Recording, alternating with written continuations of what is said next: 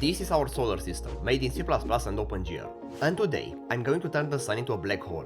Gravity seems simple, but calculating 3 objects with gravity is such a hard problem that physicists can't even solve it today, but we are going to solve it in C++. And how well do you know gravity? I have a quiz in this video, 5 points to get, so you will be able to see at the end how good you are. Along the journey, I will help you better understand how gravity works, starting from real physics equations to how you actually code them in practice, and we are going to do some cool experiments with them. Let's start with a 2D example. I made a copy of my real Make setup, and now we have a window. I'm going to display an orange ball of radius 50. Our goal is to simulate it falling down due to Earth's gravity. First, let's add a velocity to it, also known as speed. Every frame, I add the speed to the position of the ball times delta time. Delta time is the duration of one frame in seconds. So right now, we are moving at a speed of 100 pixels per second. Neat. But gravity is not a speed, it is an acceleration. So gravity will influence the speed, not the position. The gravity on Earth is 9.8 meters per second squared. So let's use that. But we use pixels here, not meters. Let's say 100 pixels represent 1 meter. So all we have to do is multiply the speed by 100. Finally, we add the acceleration to the velocity multiplied by delta time. Now let's add a floor to stop the ball. This is actually easier than you think. First of all, the ball position represents the center of the ball, and we need the bottom point of it. So let's calculate it by adding the radius. Next, if it gets under the floor, we set the velocity to 0. This stops the ball. Now let's make it bounce. We can easily flip the velocity to send the ball back up, but we also need to take into account for the fact that the ball went a little under the floor. This small amount should have been applied to move the ball up, so we calculate how much the ball sank into the floor, and we move it back up to its correct position. Now we can run the simulation, and before we bounce the ball, how high do you think the ball will jump? Will it get to roughly the same height it started, a smaller height, or a bigger height? This is question 1 of 5, so lock in your answer. And it does return to the same position. But why? Because of conservation of energy. The energy in a system should remain constant. When you hold the ball in the air, it has what is called potential energy.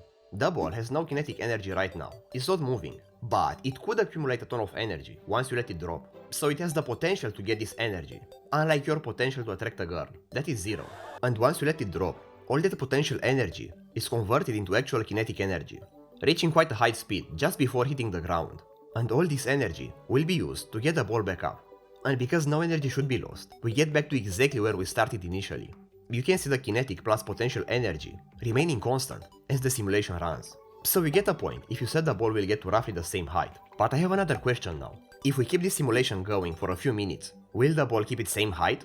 Lock in your answer. I'm going to display where we dropped the ball from. And it's actually not keeping the same height. You get a point if you predicted that. There is nothing wrong with our physics, it's just that floating point imprecision errors add up over time. There is a simple trick though. We can use this formula, where we apply the acceleration both before and after we apply the speed. This will reduce the imprecision errors, making the simulation a little better. But now, let's simulate 3D planets. And if just drawing to this stuff in C++ without linking is something that interests you, I have some resources at the end of the video. So I'm going to use my 3D rendering library, and I found online this Earth model. I'll just add it along with a skybox and a camera controller. I will also create a planet struct, so we can hold its physics stuff, but also the 3D entity itself. And we will have a vector of planets. Now all we have to do is move the physics code we had and apply it for every planet. And at the end, we set the 3D model position to the physics position. And now we can have an Earth that is falling. But planets don't fall down, they attract each other. Question 3. Do you attract your homie using gravity? Yes or no? If we look at the gravity formula by Newton, we can see that any two objects attract each other with gravity. But we can also see the force decreases with the square of the distance. Also, this force has a super small constant. So unless the two objects really have a ton of mass, the gravity is extremely small. So you do have a small gravitational pull towards your homie, unlike your gravitational pull towards girls, which is 0. Oh man, this would have given Newton a headache. For each planet, we accelerated towards all the other planets. So now, let's add the Earth and the Moon. The Earth has almost 6 trillion gigatons, about the mass of your mother, and it is roughly 400,000 kilometers from the Moon. Now, we can't display distances this big, so I will create an arbitrary unit, and we just divide the planet position by this unit when we place it in the world. So now, this distance is at the correct scale, but what about the scale of the planets?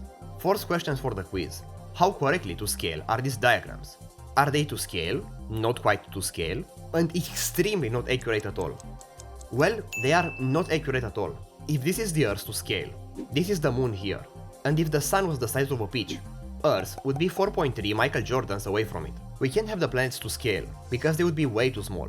So I added tweakable parameters to modify the planet's size, the planet's relative sizes, their distances, and the time speed. And the Moon just destroys Earth. Let's give Moon an initial velocity, and because the Moon is less heavy, it is the one orbiting around Earth, not the other way around. Now, you can write the physics equations to predict the movement for 2 objects. But for 3 objects, however, it is not really doable. You have to simulate them. This diagram looks like Uranus is my favorite planet. It has a lot of gas, giving it a blue-green color. But don't get close to Uranus, because it is 10 times heavier than Earth, and it will pull you right inside. And why not place one of the planets a little up, to get some 3D movement going. And there are all sorts of cool behaviors you can get with this setup. But now, let's make the solar system. I asked my clanker to give me all the masses, distances, and velocities for all the planets, so we can simulate them. I'll tweak their sizes a little. Here is Earth, and there is Uranus, and behind it are the chances of you getting any girl. Before we replace the Sun with a black hole, I have the last quiz question. Pluto was initially considered the 9th planet of the solar system, but scientists were bored one day and said, Pluto too small bro, let's call it dwarf planet. The question is Pluto the only dwarf planet in our solar system? Yes or no? Actually no, there are 5 dwarf planets. Now let's replace the Sun with a black hole. I found this cool model, and it initially had these white things in it that looked bad. So I iterated over all the materials and replaced all white materials with transparent black materials. And would you look at that? This looks epic.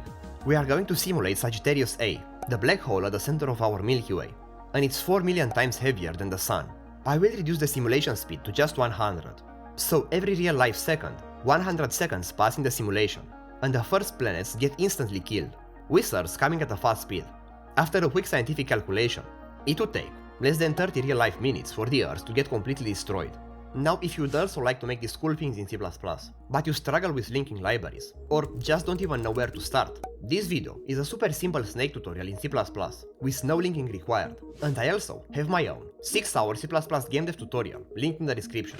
Most courses, just live code, but I planned, scripted, edited, and explained every single line of code in my course, so you learn how to make a Terraria-like game in C++ as a beginner, with the best explication possible.